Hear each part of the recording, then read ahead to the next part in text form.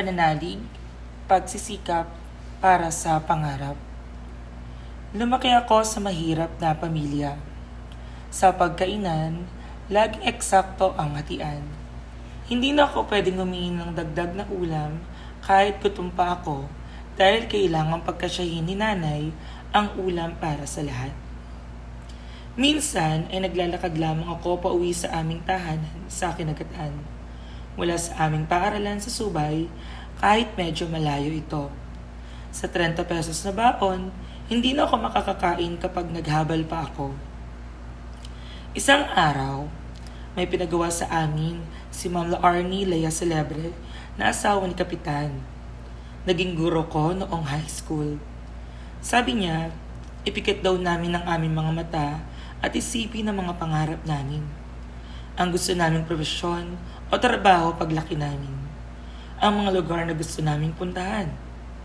Tapos, ilarawan daw namin sa aming isipan na kami ay magtagumpay, na nakamit namin ng aming pangarap.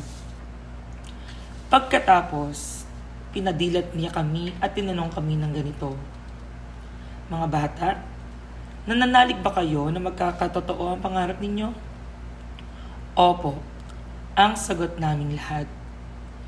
Tinanong niya ulit kami. Kung nananalig daw kami, ano ang maaari namin gawin para matupad ang pangarap namin? Sumagot naman kami. Sabi ko, kahit ano ang mangyari, sisikapin ko na makatapos ng pag-aaral. Hindi ko na matandaan ang sinagot ng iba kong kaklase.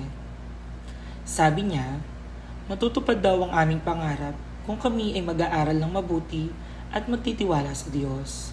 Natutulungan kami na maabot ang aming mga pangarap. Anumang kahirapan natin sa buhay, manalig tayo na nariyan ng Diyos upang tayo ay gabayan at tulungan sa pagtupad ng ating pangarap habang ginagawa natin ang matuwid at nararapat. Natupad ba ang mga pangarap ko? Heto, sinusulat ko ang kwento ng buhay ko para sa iyo. Tama ka, guro na ako. Gawin mo ang makakaya mo at manalig ka lang sa Diyos.